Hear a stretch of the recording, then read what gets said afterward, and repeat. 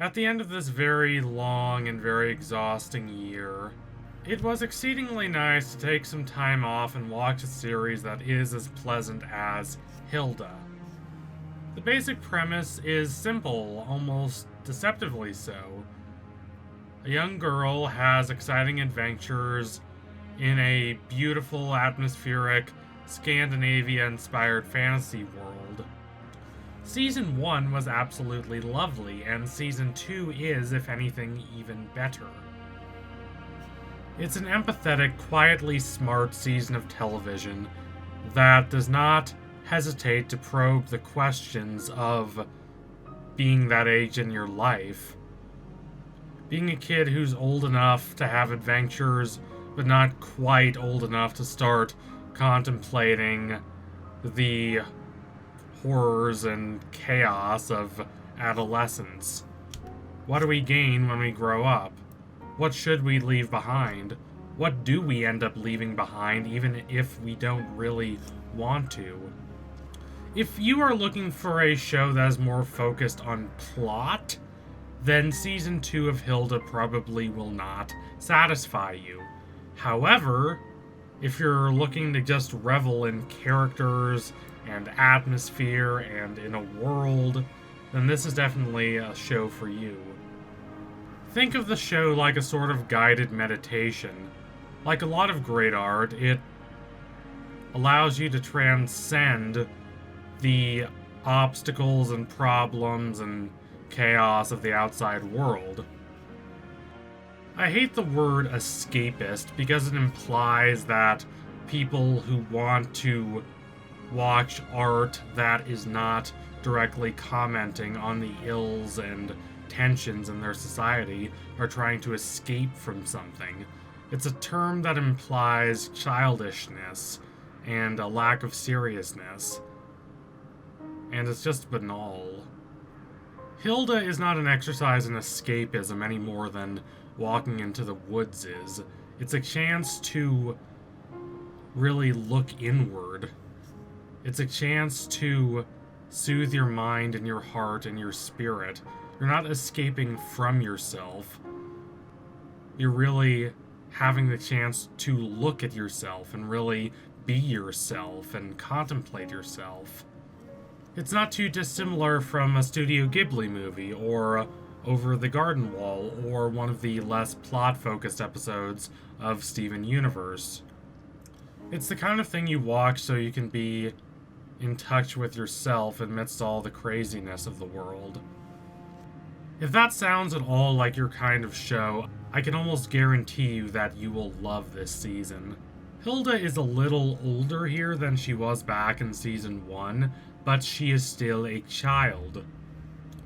There's this wistfulness as you approach the end of childhood, and you know that something is going to change. You acknowledge that, but you don't know exactly how things will change, and you don't know exactly how you will respond to it. Hilda captures that better than pretty much any program. There's a hint of melancholy about this show that is distinct from the temporary threats and dangers Hilda encounters. You, as an adult, or at least adult-ish viewer, knows that Hilda will not be in any real danger. Good will triumph. Friendship and light and love will beat out evil and darkness. You let yourself relax a little more than you normally would, and in the depths of your relaxation, you suddenly realize that the show isn't just about childhood, but also about the end of childhood.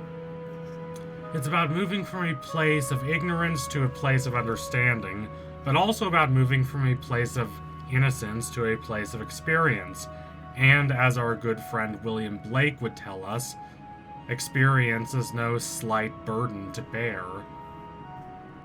When we as adults look back on our childhood, we can typically think of moments in which we knew, or at least felt, that something was going to change.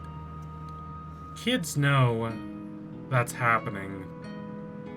However, knowing this is not only the province of adults looking back on childhood, children know this to an extent while it's happening, even if they aren't able to articulate it as well as adults. Just a few weeks back, I was thinking about the Route 15 music from Pokemon X and Y, a game I liked quite a bit when I played it back in 2013. So I went and, as you do, I read through the comments. And these comments are full of people saying that they get nostalgic for their childhood when they play the game. They say it defined their childhood. Now, this might initially sound silly. These games were released in 2013, only about 7 years ago. One could say that if you played this game while you were a small child, you still kind of are a child now. And it is true that as an adult there is something a little silly about kids who are, say, 13, looking back on the time when they were 6 or so and viewing that with nostalgia. But I don't think this should entirely be dismissed or thought of as insignificant and absurd. It's not something to mock or to sneer at. There is a significant difference between being an innocent, carefree kid just trying to enjoy life and being a young teenager burdened with more responsibilities and having to deal with the inevitably difficult challenges of puberty. One of my all-time favorite films, Whisper of the Heart, is about that stage in one's life, but Over the Garden Wall and Hilda are about the stage that immediately precedes that. The stage when childhood, as opposed to adolescence, is starting to end, but it hasn't ended quite yet. It's no coincidence that Over the Garden Wall is draped in these gorgeous, vivid autumnal colors, while Hilda revels in a glorious, wintry, magical Scandinavian atmosphere. These are slower, more contemplative series about kids realizing that things are, yes, going to change, even if they do not quite understand that intellectually yet.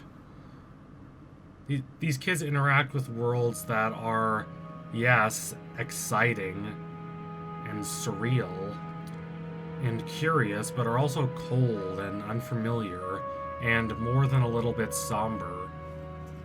Now, I'm terribly afraid that I'm making this season of Hilda sound dire and like a hard, grim watch, which I assure you it's not. It's a comfortable and relaxing show, a balm for these harsh times. It's not something that is going to send you into the midst of an existential crisis. The color palette is vibrant and the characters are friendly. The show has a fundamentally good and kind and empathetic heart. It has an optimistic view of the world. That might not seem like a lot. You might say, don't all kid shows have a more optimistic and a bright and cheery view of the world? But the answer is, well, no, not really. A lot of them at least pretend to, but beneath the surface, there's this sort of acrid bitterness to it. They're not earnest or sincere.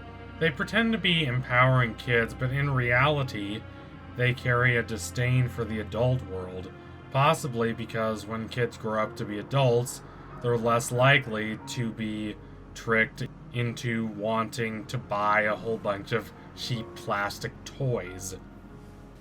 Hilda is different. There's no malice in it, and there's no dishonesty either. It has patience for its protagonist, and it really cares about her, but at the same time, it does not pretend she knows everything. When she quarrels with her mom, for instance, she's not always in the right, and the mom herself is quite an interesting and refreshing character. She's not a one-dimensional stereotype.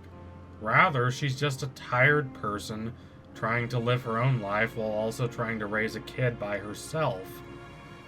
Even the more fantastical elements of the show only make it ring truer emotionally. I'm reminded of a statement Bo Burnham, the director of 8th Grade, which along with Whisper of the Heart is one of the greatest films about early adolescence, a comment he made about Harry Potter. He says that for its target audience of kids, Harry Potter isn't escapism. Not really, it's realism. These movies and books reflect the problems these children are facing back to them in a way that reflects the impression these problems make on the kids. An adult might look at the set of problems befalling an average kid and conclude that they're rather insignificant, and yes, from an adult's perspective, they are. But for kids who see these problems as their whole world, since that's all they've known, it is a big deal. Having a friend turn their back on you, even if it's a friend you only met a short while ago, can be devastating for a kid. An inconvenience in a road trip that would just be an annoyance for an adult is for a kid either a grand adventure or a horrific nightmare, depending on the kid and their mood and their perspective. Hilda understands this, it reflects and embodies this. It's a perfectly fine show to watch with kids, but if you are an adult watching alone, there's value for you in that too. Like many of the best shows about childhood, it gets a lot of dramatic mileage out of what happens when kids leave the safe harbor of childhood behind. What do they lose? What do they gain? What happens as they grow up and start to become more independent? Season 2 of Hilda is, perhaps surprisingly, more upfront about this than I had anticipated. It's a lovely, beautiful, heartfelt season of television, and I cannot recommend it highly enough. So thank you all for watching. If you liked what you saw today, don't forget to like and comment and subscribe. Donate to my Patreon if you can and you want to see more videos like this. I really hope you love this season of Hilda as much as I did. After this terrible, crushing year, it was such a relief. It has this almost preternatural ability to feel sincere and earnest without coming across as cliché or hackneyed. If you need to recharge and connect with your internal world, I cannot recommend this highly enough. So anyway, tune in soon for my next analysis. It will be coming soon. I promise you that. Thank you all again. Adios, comrades.